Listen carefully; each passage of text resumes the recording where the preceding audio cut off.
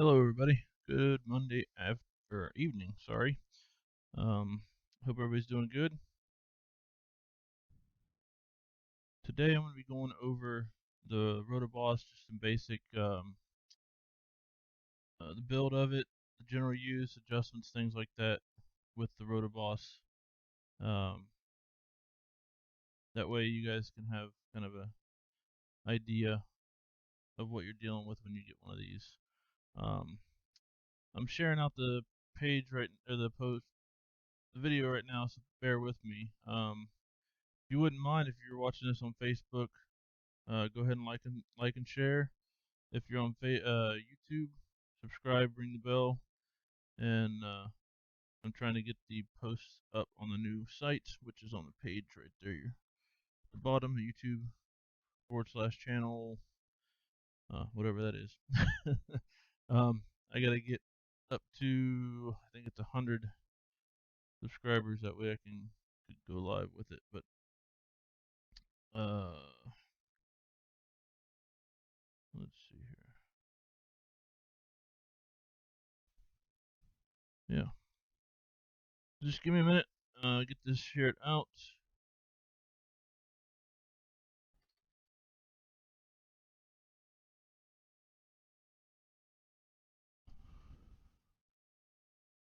And we'll get going. Let's see.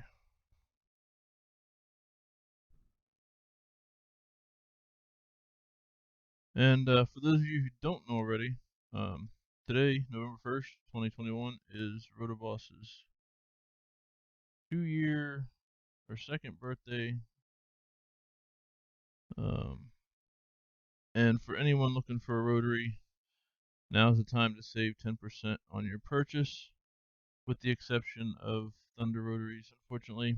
Um, those have to go directly through Thunder, but for any other rotaries, they are 10% off, and you could save up to 10%, about 100 or plus dollars, depending on which rotary you go with. Um, with the exception of Thunder rotaries.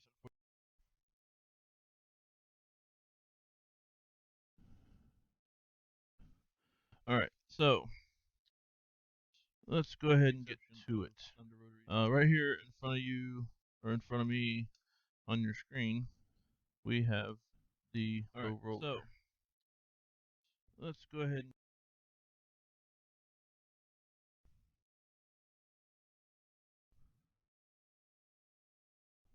sorry, my mic keeps switching over and getting an echo. Anyway, so here's a low roller. What is going on?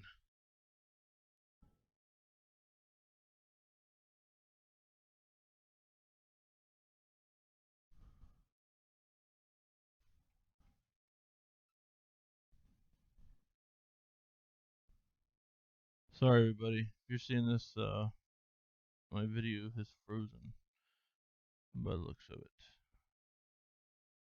Let's see if I can refresh it.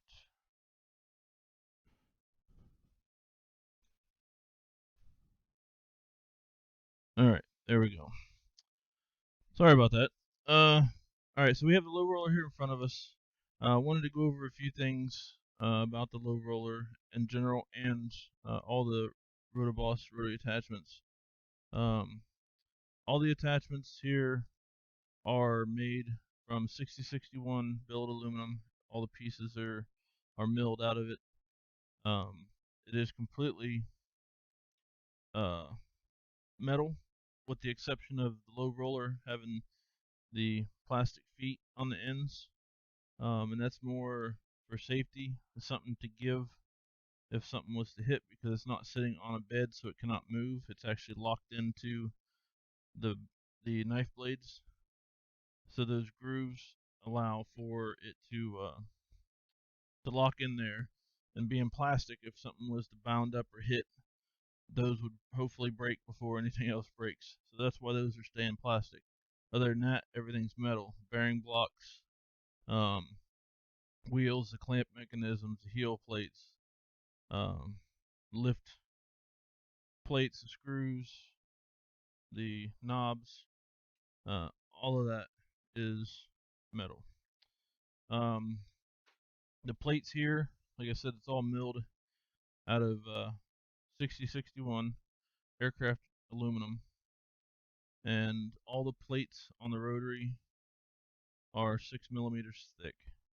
They're not stamped, they're not pressed. They're, like I said, milled out of straight billet aluminum.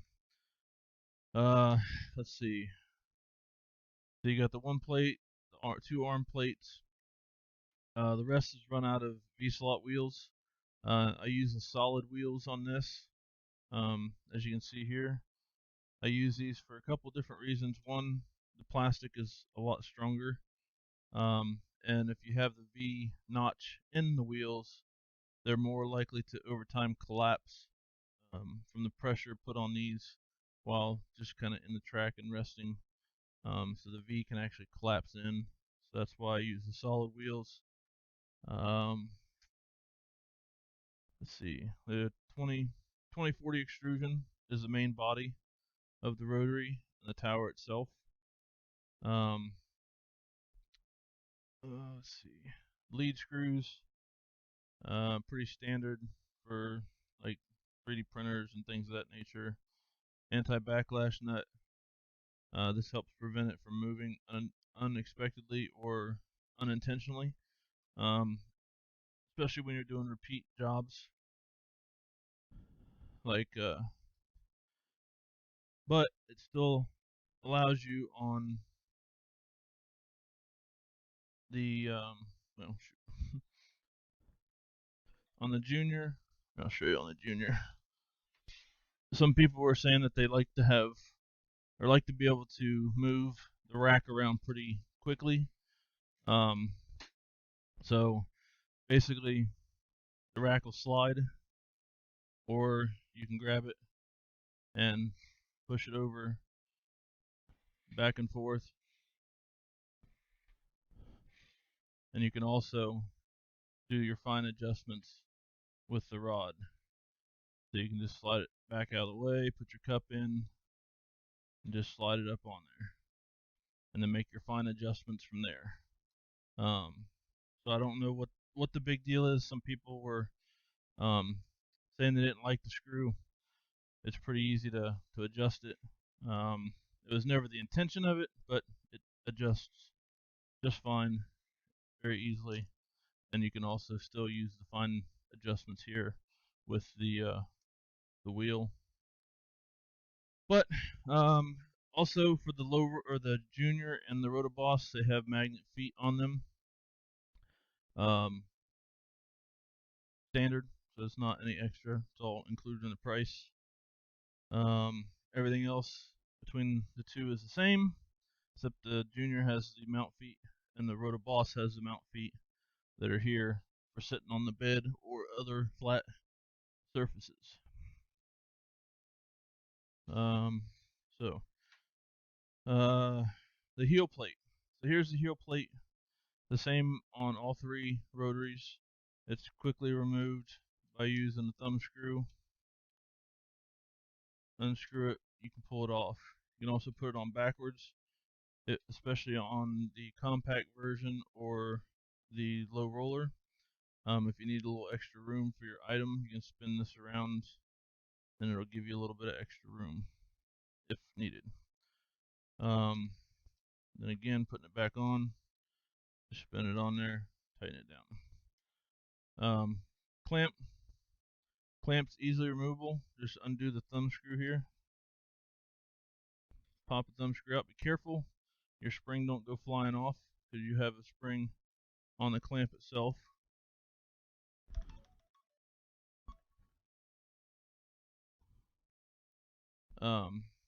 And then to put it back on, just reverse. Put your thumb screw in, tighten it down real quick, put the spring in. You usually load it from the top and then push it up into the bottom part, and then you're back to good to go. The wheels are now all machined aluminum. There's no more plastic wheels with the bearings pressed. These are again milled billet aluminum, and the bearings are pressed into that for a nice tight seal and a nice smooth bearing.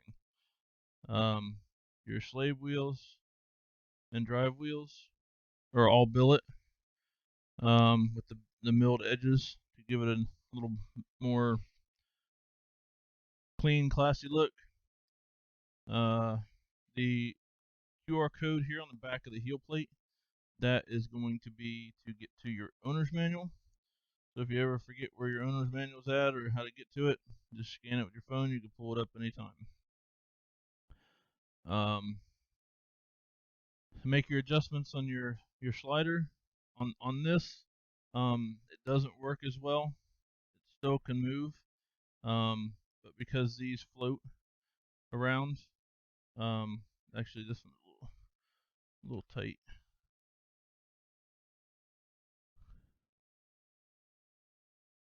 It should be floating around. So if you get it and it's loose, it's intentional.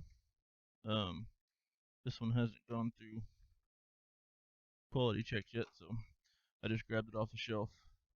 But anyways, so it'll be loose. It's supposed to be loose because it's supposed to float. That way it absorbs any deflections in the shaft or whatever when you're moving it and nothing binds up. Um, that moves back and forth. And then of course you're up and down. Now, the unique setup of the this design here that I have, with the lead screw, the anti-backlash nut, and everything, is you could literally push, and it ain't going nowhere. It will not fall, will not drop.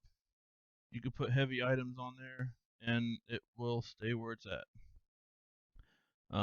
That's something unique to this, uh, and the only one on the market that does that. But, um, yeah. So I've had people do on like the Rotoboss. I've had people do scuba tanks and things of that nature, which can get pretty heavy.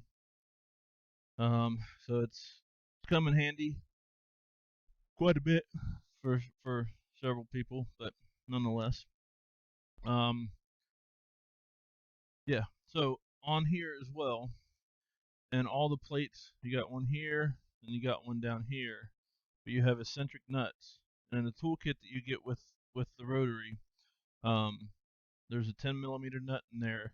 If this gets loose, like I said, this is a little bit loose because it just came off the shelf. It hasn't been checked yet, but this eccentric nut right here, if it gets loose, you just tighten that eccentric nut up a little bit at a time until it takes the play out, and then you're good to go. Same thing down here on the bottom.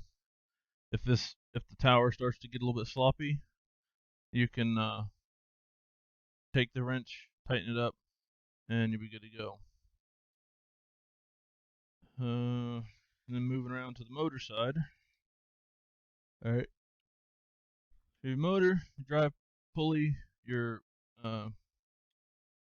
main drive wheel pulleys, and then you have your idler pulley here and your tensioner block here. On this tensioner block, it has a set screw right here. If you look right there, there's a little set screw. If you make any adjustments to this pulley at all, you want to loosen this up before you do anything. Otherwise, you'll gouge the heck out of it and you might strip something out. Then stick your 3 millimeter wrench in there and go counterclockwise until you get your tension out of your looseness out of the belt. And then to lock it in place, make sure it don't go nowhere, tighten that back down, you're good to go. On these, there's a little block. On the Rotoboss, it doesn't have one, but on the Junior and low roller, there's a little tab here that mounts to the block, um, that allows it to sit in that position there to lock it so it will not rotate. Like some of the earlier ones, it won't allow it to rotate, it locks it into one position. If you need to make any adjustments to the wheels, if the wheels get out of alignment, there's two sets of screws. There's these two here, and there's these two right here. You loosen these two up, that loosens the the main shaft or the main beam of the rotary. It loosens that up, allows you to move it back and forth, and then you can just slide your wheels up to each other and then adjust your alignment that way. If you need a little extra reach because the motor's on there, you can take the motor off.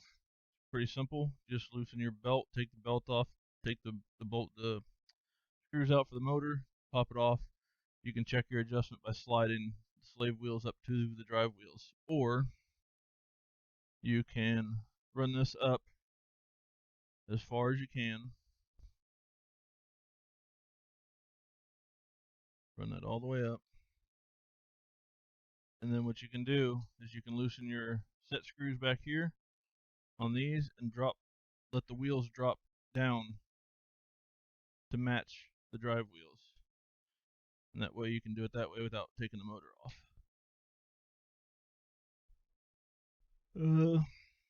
Other than that, your idler wheel does not need to be adjusted at all. So when you have your if you have an issue with your drive belt or anything like that, it's all with the tensioner. This tensioner block right here. The idler pulley is nothing but just a means to take the slack and make sure the most grip is on the pulleys as possible. The clamp arm itself, you can actually take this whole bracket off, and all you need to do that is just a 3mm Allen. You go in here, you undo it,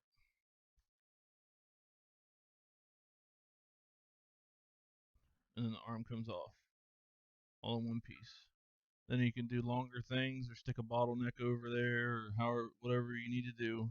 I prefer to do my bottles backwards on here and rest the tapered part of the bottle on the slave wheels about midway up. That way it puts pressure against the clamp bracket. Take the clamp off and use the back stop of this as your heel plate, so to speak, and then put the taper of the bottle on the slave wheels. That way, it kind of naturally, with the weight of the bottle, pushes it or forces it back against that plate and keeps it from walking. Like a video I just did and posted, I did that on that. So, but that is pretty much everything. I think I covered everything. If you ever have any issues with any of this stuff, just feel free to reach out to me. Let me know. They have a lifetime warranty. If we can figure it out, get new parts out, and you're able to take care of it yourself, we can do that. Um, or we could figure out other means if that's necessary as well. But either way, they have a lifetime warranty, and no matter what it is, if it needs fixed, needs replaced, it will be taken care of. So, all right. Well, I appreciate you watching. I think that's all for this video. Sorry if I bored anybody, but hopefully it was informative. Um, the most, and it was useful. Either way, I hope everybody has a good rest of your evening. Don't forget, if you're looking for a rotary, now's the time to get it. RotaryAttachments.com. Get 10% off any rotary purchased today with the coupon code BIRTHDAY, except for Thunder Laser rotaries. And if you have any questions, just let me know. All right, everybody, have a good night. We'll talk to you in the next video.